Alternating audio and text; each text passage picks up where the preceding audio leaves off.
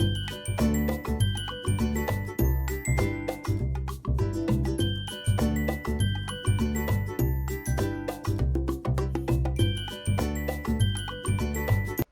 Friends, ಎಲ್ರಿಗೂ ನಮಸ್ಕಾರ. Welcome back to my YouTube channel. ನಾನು ನಿಮ್ಮ ಜ್ಯೋತಿ. ಸೊ ಇವತ್ತಿನ ವಿಡಿಯೋ ನಂದು ಶಂಕು ಪುಷ್ಪ ಹೂವಿಂದ ಆಗಿರುತ್ತೆ. ಸೊ ಅದರಿಂದ ಯಾವ್ದಾವ್ದು ಆರೋಗ್ಯದ ಲಾಭಗಳಿದೆ ಅನ್ನೋದನ್ನ ನನಗೆ ಗೊತ್ತಿರೋದನ್ನ ನಾನು ಫಾಲೋ ಮಾಡ್ತಿರೋದನ್ನ ನಿಮಗೆ ಶೇರ್ ಮಾಡ್ತಾ ಇದ್ದೀನಿ. ಜೊತೆಗೆ ದೇವ್ರಿಗೂ ಸಹ ಯಾವ್ಯಾವ ದೇವರುಗಳಿಗೆ ತುಂಬಾ ಇಷ್ಟ ಶಂಕು ಪುಷ್ಪ ಹೂವು ಅನ್ನೋದನ್ನ ಸಹ ನಿಮ್ಗೆ ಹೇಳ್ತೀನಿ. ಸೊ ಬನ್ನಿ, ನಮ್ಮ ಗಾರ್ಡನ್ ಅಲ್ಲಿ ಇದೆಯಲ್ಲ, ಬಿಡಿಸ್ಕೊಳ್ಳೋಣ. ಹಾಗೆ ಫ್ರೆಂಡ್ಸ್, ಯಾರಾದರೂ ಹೊಸಬ್ರು ಸಬ್ಸ್ಕ್ರೈಬ್ ಆಗದೆ ನೋಡ್ತಾ ಇದ್ರೆ ಪ್ಲೀಸ್ ಸಬ್ಸ್ಕ್ರೈಬ್ ಮಾಡ್ಕೊಂಡು ನೋಡಿ. ವಿಡಿಯೋ ಇಷ್ಟ ಆದರೆ ಫ್ರೆಂಡ್ಸ್ಗೆ ರಿಲೇಷನ್ಸ್ಗೆ ಶೇರ್ ಮಾಡೋದು ಮರಿಬೇಡಿ. ಹಾಗೆ ಒಂದು ಕಮೆಂಟ್ಸ್ ಹಾಕಿ ಹೇಗಿತ್ತು ಅಂತ ಲೈಕ್ ಮಾಡೋದು ಸಹ ಮರಿಬೇಡಿ. ವಿಡಿಯೋ ನೋಡ್ತೀರಾ ಫ್ರೆಂಡ್ಸ್, ಲೈಕ್ ಮಾಡಲ್ಲ, ಪ್ಲೀಸ್ ವಿಡಿಯೋ ನೋಡಿದವರು ಲೈಕ್ ಮಾಡಿ. ಸೊ 2 ಗಿಡ ಜಸ್ಟ್ ನಮ್ಮನೆಯವರು ಬೀಜ ತಗೊಂಬಂದು ಕೊಟ್ಟಿದ್ರು. ಆ ಬೀಜಗಳು ನಾನು ಪಾಟ್ ಒಳಗೆ ಹಾಕಿದ್ದೆ. ಅದು 3 ಗಿಡ ಏನೋ ಉಟ್ಕೊಂಡಿತ್ತು. 3 ಗಿಡ 4 ಗಿಡ ಉಟ್ಕೊಂಡಿತ್ತು. ಅದನ್ನ ನಾನು ಈ ಕಡೆ 2 ಹಾಕಿದ್ದೀನಿ. ನಮ್ಮನೆಯವ್ರು ಈ ತರ ಕಂಬಿ ಮಾಡಿದ್ದಾರೆ. ಅದಕ್ಕೊಂದು ಸಪೋರ್ಟ್ ಬೇಕಲ್ವಾ. ಸೊ ಹಂಗಾಗಿ ಆ ಸಪೋರ್ಟ್ ಇದ್ರೆ ಈ ತರ ಬಳ್ಳಿ ತರ ಹಬ್ಕೊಳ್ಳುತ್ತೆ. ಅದು ಗಿಡ ಪಾಟಲ್ಲೂ ಸಹ ಬಳಸ್ಕೋಬಹುದು. ಸಖತ್ ಹೂ ಬಿಡುತ್ತೆ. ಜಸ್ಟ್ ನಾವು ಒಂದು 2 ದಿನಕ್ಕೆ 3 ದಿನಕ್ಕೆ ನೀರು ಹಾಕಿದ್ರೆ ಸಾಕಷ್ಟೇ. ತುಂಬಾ ಚೆನ್ನಾಗಿ ಹೂ ಬಿಡುತ್ತೆ. ಅಷ್ಟೇ ಆರೋಗ್ಯಕ್ಕೂ ತುಂಬಾನೇ ಒಳ್ಳೇದು. ಸೊ ಬಿಡಿಸ್ಕೊಳ್ಳೋಣ ಬನ್ನಿ ಹೂವು.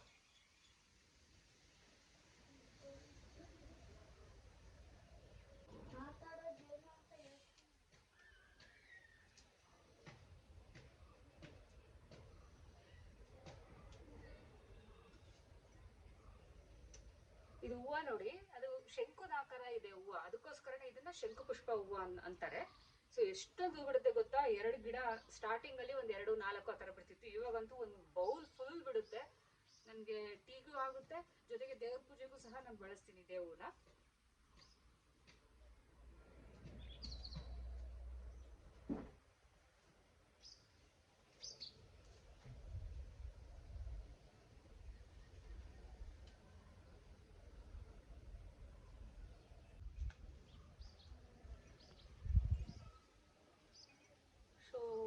ಶಂಕು ಪುಷ್ಪ ಹೂವಿನ ಟೀನ ನಾನು ಯಾವ ತರ ಮಾಡ್ಕೊಂಡು ಕುಡಿತೀನಿ ಅಂತ ನಿಮ್ಮ ಹತ್ರ ಶೇರ್ ಮಾಡ್ಕೊತೀನಿ. ಸೊ ಬನ್ನಿ ಇವಾಗ ಶಂಕು ಪುಷ್ಪ ಟೀನ ಮಾಡೋಣ. ಇದರಲ್ಲಿ ಬಿಳಿದು ಬರುತ್ತೆ. ನಮ್ಮನೇಲಿ ಬಿಳಿದು ಹಾಕೊಂಡಿಲ್ಲ, ನಾನು ನೀಲಿದ್ ಮಾತ್ರ ಹಾಕೊಂಡಿದ್ದೀನಿ. ಸೊ ನೋಡಿ,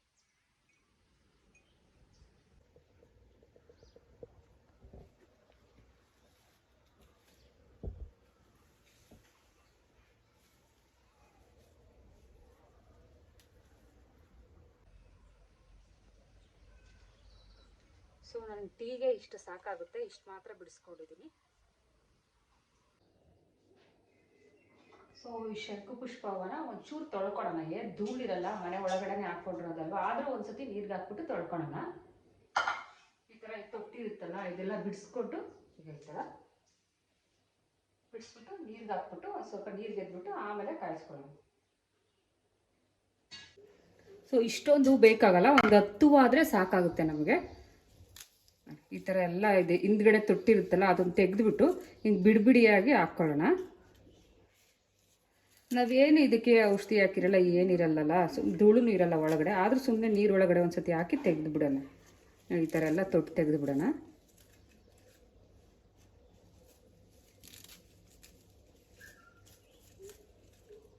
ಈ ಥರ ಹಾಕ್ಬಿಟ್ಟು ನೀರಲ್ಲಿ ಎದ್ಬಿಟ್ಟು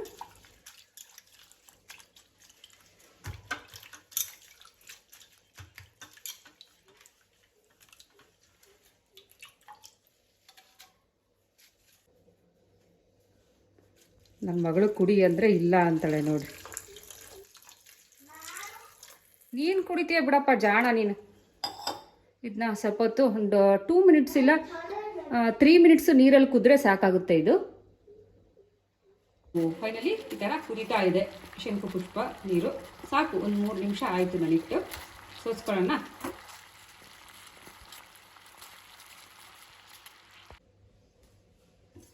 ಸೊ ಇದನ್ನೊಂದು 3 ನಿಮಿಷ 4 ನಿಮಿಷ ನಾನು ಕುದಿಸಿದ್ದೀನಿ. ತುಂಬ ಬಿಸಿದು ಕುಡಿಯೋಕ್ಕಾಗಲ್ಲ, ಹಂಗಂತ ತುಂಬ ತಣ್ಣಗಿರೋದು ಕುಡಿಯೋಕ್ಕಾಗಲ್ಲ. ನಾನು ಅದಕ್ಕೆ ಉಗುರು ಬಿಸಿ ಮಾಡ್ಕೊಂಡು ಕುಡಿತೀನಿ. ಈ ಥರ ಎಲೆ ಎಲ್ಲ ಈ ಥರ ಫುಲ್ ಮೆತ್ತಗಾಗ್ಬಿಟ್ಟಿರುತ್ತೆ. ಸೊ ಫೈನಲಿ ಪರ್ಪಲ್ ಟೀ ಅಂತಲೇ ಹೇಳ್ಬೋದು. ಸಕ್ಕತ್ತಾಗಿದೆ ಅಲ್ಲ, ನೋಡೋಕ್ಕೂ ಚೆನ್ನಾಗಿದೆ, ಕುಡಿಯೋಕ್ಕೂ ಚೆನ್ನಾಗಿರುತ್ತೆ. ಮತ್ತು ಸ್ವೀಟಾಗಿರಲ್ಲ, ನಾರ್ಮಲ್ ವಾಟ್ರಿಗಿಂತ ಸ್ವಲ್ಪ ಟೇಸ್ಟ್ ಡಿಫ್ರೆಂಟ್ ಆಗಿರುತ್ತೆ. ಸೊ ಮಕ್ಕಳಿಗಂತೂ ತುಂಬಾ ಒಳ್ಳೆಯದು, ಜ್ಞಾಪಕ ಶಕ್ತಿ ಇಂಪ್ರೂವ್ ಆಗೋದಕ್ಕೋಸ್ಕರ. ನಾನು ಪುಟಾಣಿಗೆ ಇವಾಗ ಸ್ವಲ್ಪ ಅಭ್ಯಾಸ ಮಾಡ್ತಿದ್ದೀನಿ. ನಮ್ಮ ಮನೆಯವರು ನಾನಂತೂ ಕುಡಿತಾನೆ ಇರ್ತೀವಿ ಅವಾಗ, ಬಟ್ ನನ್ನ ಮಗಳಂತೂ ಕುಡಿಯಲ್ಲ.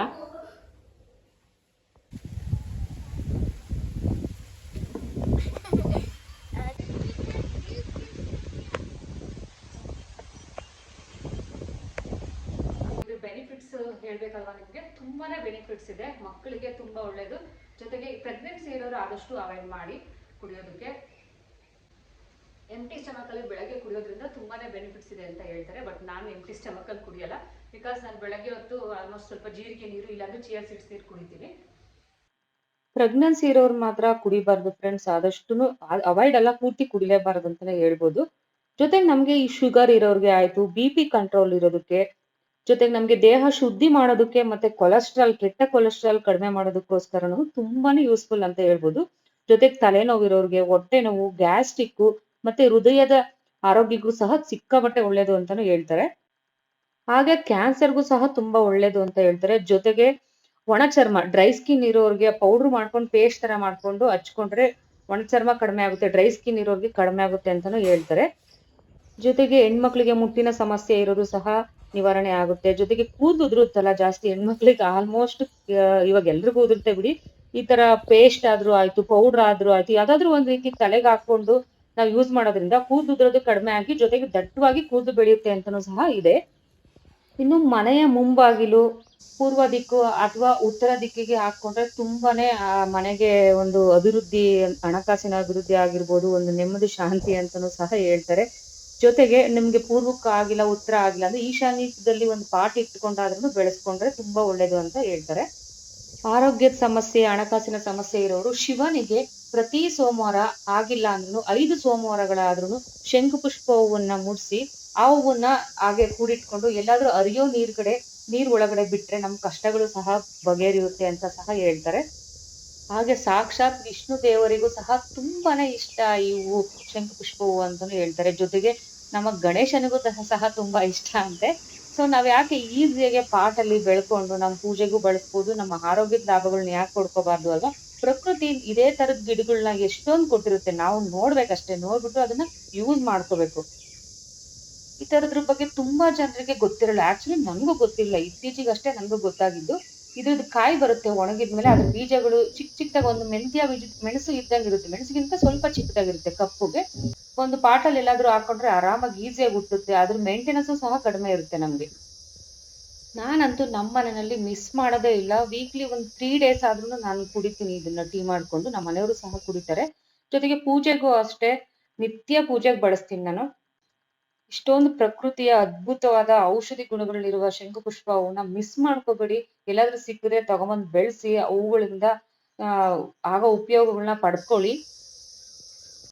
ಹಾಗೆ ಅಡುಗೆಗೆಲ್ಲ ಕಲರ್ಗೆ ಯೂಸ್ ಮಾಡೋದಕ್ಕೂ ಸಹ ಇದನ್ನ ಒಣಗಿಸಿ ಪೌಡರ್ ಮಾಡಿ ಹಾಕ್ತಾರಂತೆ, ನನಗೂ ಗೊತ್ತಿಲ್ಲ. ಶಂಕು ಪುಷ್ಪದ ವಿಡಿಯೋ ನಿಮಗೆಲ್ಲ ಇಷ್ಟ ಆಗಿದೆ ಅನ್ಕೊಂತೀನಿ, ಹಾಗೆ ಯೂಸ್ಫುಲ್ ಆಗುತ್ತೆ ಅನ್ಕೊಂಡಿದ್ದೀನಿ. ಯಾರಿಗಾದ್ರೂ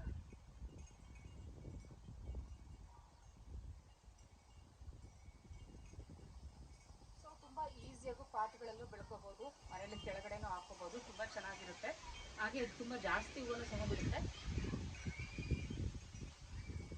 ಈ ಥರ ಸಣ್ಣ ಪುಟ್ಟದ ನಮಗೆ ಈಸಿಯಾಗಿ ಸಿಗೋದನ್ನ ನಾವು ಯಾಕೆ ಮಾಡ್ಕೋಬಾರ್ದು ಅಲ್ವಾ. ಈ ದಾಸವಾಳದ ಟೀ ಆಗಿರ್ಬೋದು, ಕೆಂಪು ದಾಸವಾಳ ಟೀ, ಹಾಗೆ ಈ ಶಂಕು ಪುಷ್ಪ ಟೀ, ಈ ಥರದ್ದೆಲ್ಲ ಆರಾಮಾಗಿ ನಾವು ಮಾಡ್ಕೊಂಡು ನಮ್ಮ ಆರೋಗ್ಯ ನಮ್ಮ ಕೈಯಲ್ಲಿ ಇಟ್ಕೋಬೋದಲ್ವಾ. ಸುಮಾರು ಜನಕ್ಕೆ ಗೊತ್ತಿರಲ್ಲ ಆಕ್ಚುಲಿ ಶಂಕು ಪುಷ್ಪ ಹೂವು ಅಂದ್ರೆ. ನನಗೂ ಇತ್ತೀಚೆಗಷ್ಟೇ ಗೊತ್ತಾಗಿದ್ದು, ಯಾರೋ ಫ್ರೆಂಡ್ ಹೇಳಿದ್ರು, ಬಸ್ಸಲ್ಲಿ ಟ್ರಾವೆಲ್ ಮಾಡ್ಬೇಕಾದ್ರೆ ಪಕ್ಕದಲ್ಲಿ ಸಡನ್ಲಿ ಬಂದರು. ಸೊ ಹಿಂಗೆ ಮಾತಾಡ್ತಾ ಇರ್ಬೇಕಾದ್ರೆ ಅವಾಗ ನನಗೆ ಹೇಳಿದ್ರು. ಅದೇ ಥರ ಸೊ ವಿಡಿಯೋದಲ್ಲಿ ಸರ್ಚ್ ಮಾಡಿದೆ, ಯೂಟ್ಯೂಬಲ್ಲಿ ಸರ್ಚ್ ಮಾಡೋದಕ್ಕೆ ಗೊತ್ತಾಯ್ತು ಇದರಿಂದ ಇಷ್ಟೆಲ್ಲ ಯೂಸ್ಫುಲ್ ಇದೆ ಅಂತ. ಸೊ ನಾನು ಆಲ್ಮೋಸ್ಟು 2 ತಿಂಗಳಿಂದ ಕುಡಿತಾ ಇದ್ದೀನಿ, 1 ತಿಂಗಳು 2 ತಿಂಗಳಿಂದ ಕುಡಿತಾ ಇದ್ದೀನಿ. ಬಟ್ ಈ ಥರದ್ದೆಲ್ಲ ಸಡನ್ ಎಫೆಕ್ಟ್ ಇರಲ್ಲ, ನಿಮಗೆ ತುಂಬ ಸ್ಲೋ ಇರುತ್ತೆ. ಸಡನ್ನಾಗಿ ನಮಗೆ ವೆಯ್ಟ್ ಲಾಸ್ ಆಗೋರಿಗೆ ತುಂಬಾ ಬೆನಿಫಿಟ್ ಅಂತ ಹೇಳ್ಬೋದು. ಬಟ್ ನಾನು 2 ದಿವಸ ಕುಡಿದೆ ವೆಯ್ಟ್ ಲಾಸ್ ಆಗಿಲ್ಲ ಅಂತ ನಂಗೆ ಆ ಥರದ್ದೆಲ್ಲ ಆಗಲ್ಲ. ಕಂಟಿನ್ಯೂಸ್ ಆಗಿ 6 ತಿಂಗಳು ವರ್ಷಗಟ್ಟಲೆ ಕುಡಿಬೇಕು, ಅವಾಗಲೇ ನಮಗೆ ಅದರ ರಿಸಲ್ಟ್ ಸಿಗೋದು. ಯಾವುದೇ ಆದ್ರೂ ಅಷ್ಟೇ, ನಾವು ದಿನನಿತ್ಯ ಅದನ್ನ ಅಳವಡಿಸ್ಕೊಂಡಾಗ್ಲೇ ನಮ್ಗೆ ಅದ್ರದ್ದು ಬೆನಿಫಿಟ್ಸ್ ಸಿಗೋದು. ಓಕೆ ಫ್ರೆಂಡ್ಸ್, ವಿಡಿಯೋ ಇಷ್ಟ ಆದರೆ ಒಂದು ಶೇರ್ ಮಾಡಿ, ಒಂದು ಲೈಕ್ ಮಾಡಿ, ಕಮೆಂಟ್ಸ್ ಮಾಡಿ ಹೇಗಿತ್ತು ಅಂತ.